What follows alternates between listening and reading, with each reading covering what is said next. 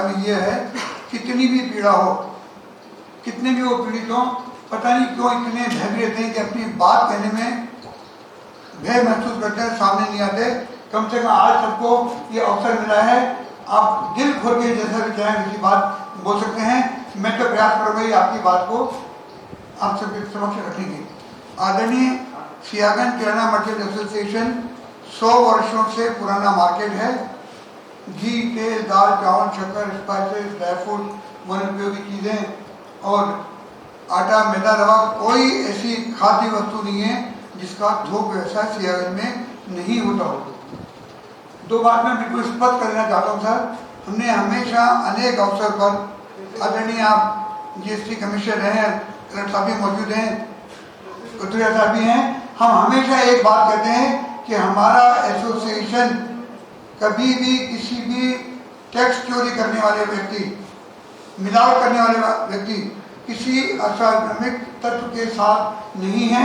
हम पूरा प्रयास करते हैं कि हम ऐसे एलिमेंट को साइड आउट करें और उसके विरुद्ध शिकायत दें। हम जैसे कि आप जानते हैं कि कल्पित तो हर सोसाइटी में होते हैं।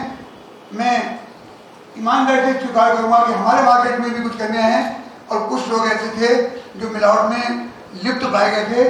हमने इनके विरुद्ध कार्रवाई की और उनको अपनी एसोसिएशन की मेंबरशिप से टर्मिनेट किया और एडमिनिस्ट्रेशन को भी उनकी शिकायत की। ये सब चीज़ अपनी जगह है, पर अब सवाल ये है कि, और मैं पुनः याद दिलाना चाहूँगा कि आदरणीय कलेक्टर जी पहले बता चुके हैं कि कोविड के समय फूड डिपार्टमेंट में बहुत सी ऐसी तकलीफ हुई थी। आपने तुरंत संज्ञान देकर के सीनियर ऑफिसर को भी सस्पेंड किया और उसके बाद में फूड डिपार्टमेंट के रवैये में मानिए बहुत अधिक सकारात्मक परिवर्तन है कि इसमें आपका स्टेशन सेंट्रल कोतवाली थाने जाके मिला था, उसकी खबरें सभी समाचार पत्रों में प्रकाशित हुई थी और कल माननीय मुख्यमंत्री जी की विजिट हुई थी बरलई में शुगर में, तो लौट रहे थे तो उन्होंने वो अखबार कटिंग जितनी भी प्रदेश की महत्वपूर्ण खबरें रहती हैं सब माननीय मुख्यमंत्री जी के पास पहुँचती हैं और उन्होंने इस पर पूछा था कमिश्नर साहब से कि, और हम भी थे और अन्य पुलिस अधिकारी भी थे, कि क्या मसला था। और इसमें काफ़ी नाराजगी व्यक्त की थी कि उनका ये कहना था कि हमारे जितने भी व्यापारी भाई हैं इंदौर के, नागरिक हैं इंदौर के, सब लोगों को भय मुक्त वातावरण में व्यापार करने का भी माहौल मिलना चाहिए और सुरक्षा का भाव भी उनमें होना चाहिए। ये जिम्मेदारी प्रशासन पुलिस की है कि अपने व्यापारियों को इस तरह का वातावरण दें। तो उसमें फिर उनका निर्देश था माननीय संभागायुक्त महोदय को कि आप इसको देखो, मुझे बतलाओ क्या इशू है। मैंने बहुत ही कठोर शब्द बोले थे सीएम साहब ने, काफ़ी नाराजगी थी आप लोगों के हित में। मैंने सर को बतलाया भी था कि सुबह कल मेरी जब ये अखबारों में कटिंग पड़ी तो मेरी बात हुई थी सम्माननीय खंडेलवाल जी से। मैंने इनको ये शब्द बोले थे कि माननीय मुख्यमंत्री जी चाहते हैं कि व्यापारियों में किसी प्रकार का भय मुक्त वातावरण रहे और इसके जो भी होगा हम लोग चर्चा करके आपस में निपटाएंगे। सुबह मेरी बात हुई थी, मैंने सीएम साहब को बतला भी दिया था और उनके निर्देश ये हैं कि इसमें आप लोगों से मीटिंग हो और बतलाया जाए कि क्या समस्या है आप लोगों को और किसी प्रकार की समस्या आप लोगों को व्यापार में नहीं आनी चाहिए। उसी के हल के लिए आज अपन बैठे हैं। और क्या है, क्योंकि थोड़ा सर माननीय कमिश्नर साहब भी मैं इतिहास बताना चाहूँगा सर, 2020 मार्च में जब मैंने ज्वाइन किया था सर, उसके बाद पहले तो कोविड में हम लोग लगे रहे 4-5 महीने। धीरे धीरे जब नॉन कोविड समय में काम करना शुरू किया, सैम्पलिंग हुई, सब हुई, तो उसमें हम लोग को फुट की बहुत शिकायतें आई थी आप लोगों की तरफ से। तो उसमें कुछ हमारे कुछ थे ऐसे कर्मचारी अधिकारी और अच्छा शिकायतें आती थी, पर ये भी मैं बोलूँगा कि हमारे किसी व्यापारी भाई ने लिखित में शिकायत किसी की नहीं की, क्योंकि इंदौर में कोई भी किसी कर्मचारी से किसी विभाग के लिखित में शिकायत नहीं करते हैं, क्योंकि अपन लोग सर रहते हैं चले जाते हैं, बाद में कर्मचारी लोग बदला निकालते हैं। इस तरह की भावना भी देखने में आई है पहले जो है। तो हमने जब पता लगाया अपने फूड डिपार्टमेंट में तो हमको 2-3 की शिकायतें बहुत मिली थी। उसमें एक मनीष स्वामी करके था, उसको हमने हटाया, पहले फील्ड से हटाया, उसका ट्रांसफर कराया उसका, और भी लोगों की शिकायतें मिली, कुछ को निलंबित किया था। तो मेरे ख्याल से आज की तारीख में मुझे शिकायतें नहीं मिल रही हैं। हो सकता है कि 5 उंगली 100 ही रहती हैं हमारे फूड की तरफ से, पर फूड में काफ़ी हद तक हमने शिकायतों को, हम ये नहीं बोलेंगे कि हमने ख़त्म कर दी शिकायतें, पर काफ़ी हद तक कम की शिकायतों को। और ये इंदौर में हमेशा से बहुत अच्छा सहयोग व्यापारियों का और पुलिस और प्रशासन का रहा है।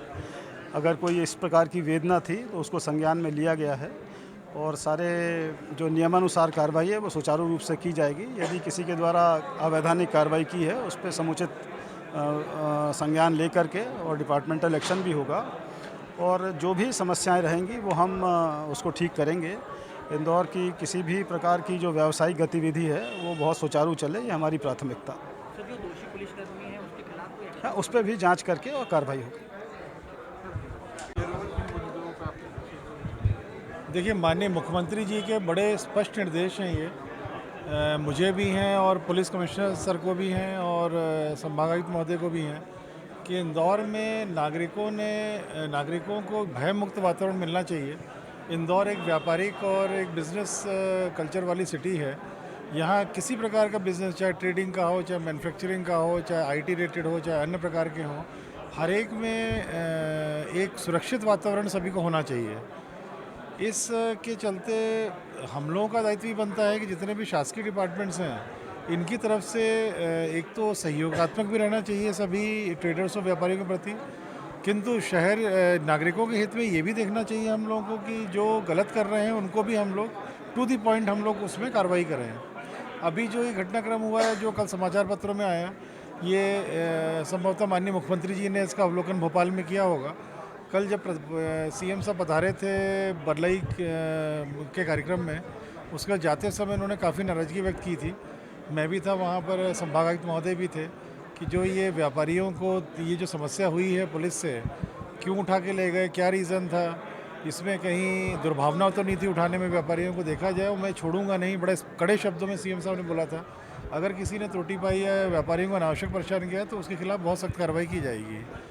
उसी क्रम में आज कमिश्नर साहब ने पूरी बैठक ली व्यापारियों की, खुल के अच्छी चर्चा हुई इसमें, और मेरा भी मानना ये है कि व्यापारियों को भी खुल के बात करनी चाहिए, क्योंकि हर व्यक्ति का एक अपना अधिकार है व्यापार करने का या समाज में रहने का। व्यापारियों ने भी खुल के बात की और संभागायुक्त मैंने सुना, और यही बात अंत में हुई कि जो सैम्पलिंग को लेकर के है, ये फूड डिपार्टमेंट कोई सूचना अगर पुलिस को आती है तो ये एडिशनल कलेक्टर हमारे नोडल अधिकारी हैं, उनको सूचना जाएगी और फिर फूड डिपार्टमेंट उसमें अपनी जो भी वैधानिक कार्रवाई करेगा।